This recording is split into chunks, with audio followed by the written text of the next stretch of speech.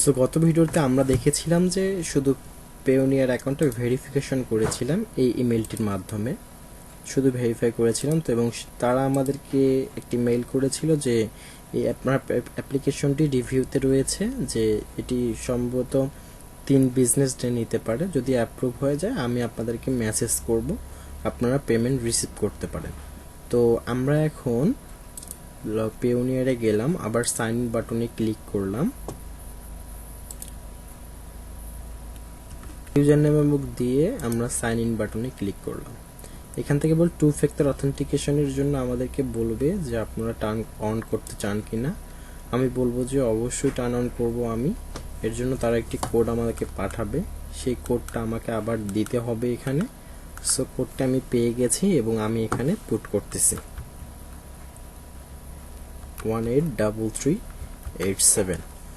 So submit বাটনে click করলাম, 2 factor অথেন্টিকেশনটা আমার ডান। সো এটা আমার লাগতে পারে, ওকে, উই ডোন্ট নিড দিস। তো এই হচ্ছে যে কাস্টমার আইডি। এখন এখানে দেখা যাচ্ছে আপডেট ইউর সিকিউরিটি সেটিং, আরও প্রোটেক্ট করার জন্য এখানে সিকিউরিটিটা আমি আপডেট নামে ক্লিক করব, আরও দুটো সিকিউরিটি কোশ্চেন অ্যাড করব এখানে। যেমন বলতেছে যে ফার্স্ট রিজন, আমি তো এটা অলরেডি দিয়েই দিয়েছি। সেকেন্ড কোশ্চেন আরেকটা আমি এখান থেকে সিলেক্ট করব এবং থার্ড কোশ্চেন আরেকটা সিলেক্ট করব। সেকেন্ড কোশ্চেন আমি পেড দিতে পারি, আর থার্ড কোশ্চেন আমি দিতে পারি মাদার টাউন বন। ঠিক আছে, তো এইগুলো আপনারা দিয়ে দিবেন, দিয়ে দেওয়ার পর চেঞ্জে ক্লিক করে দিবেন। সো চেঞ্জ বাটনে ক্লিক করার সাথে সাথে আবার ভেরিফিকেশন কোড আসবে, আমাদেরকে আবারও ভেরিফিকেশন কোডটি এখানে দিয়ে দিতে হবে। দিয়ে দিলাম এবং সাবমিট বাটনে ক্লিক করলাম। বলতেছে এটি হয়ে গেছে, এবং যদি ফরগট করতে চাও তাহলে তুমি চেঞ্জ রিসেট করতে পারো। তো সবকিছু আপডেটেড, এখন লেটস গো। তো আমাকে মেইন পেজে নিয়ে এসেছে, লাস্ট ভিজিট দেখাচ্ছে এনে। তো আমরা সেকেন্ড সিকিউরিটি থেকে ভেরিফিকেশন সেন্টারে যাব। সো এখান থেকে provide business details, global payment সার্ভিসের জন্য আমাদের এখানে কিছু সাবমিট করতে হবে, এবং অ্যাকাউন্ট ভেরিফিকেশনের জন্য government issue photo ID submit করতে হবে। তো গ্লোবাল পেমেন্ট ভেরিফিকেশন ছাড়া আবার আসে না ফাইবার থেকে টাকা পয়সা, তো সেটা আসুক না আসুক সেটা পরে। সাপোজ আমরা এখন এটিকে সাবমিট করব ভেরিফিকেশনের জন্য।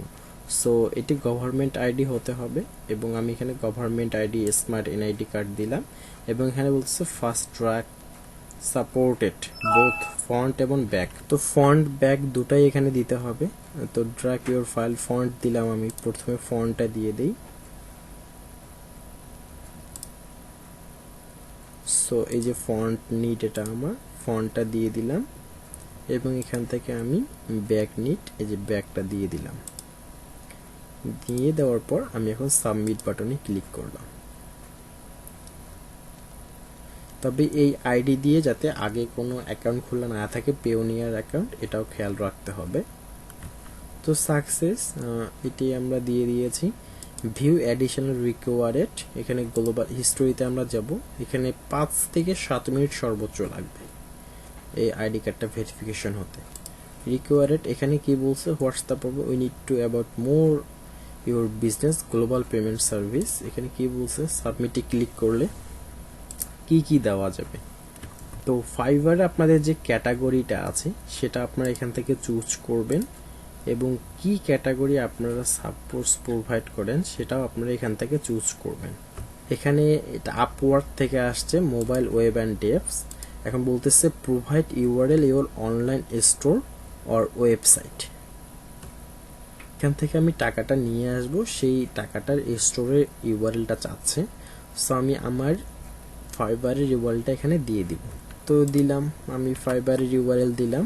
বলতেছে what is your connection about website provide, tell us about your business, who are your customer and paying for us. তো বলতেছে যে what is your connection about your website provide, আমি যে ওয়েবসাইটটা প্রোভাইড করেছি এটার সাথে কানেকশনটা কি।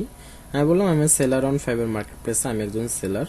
এবং বলতেছে তোমার বিজনেস সম্পর্কে বলো, আই এম এ ফ্রিল্যান্সার, এবং আমি বলছি যে I provide web design and web development service on online market place. দিয়ে আমি সাবমিট বাটনে ক্লিক করলাম। সো এটি তারা ইনফরমেশন নিয়ে নিয়েছে।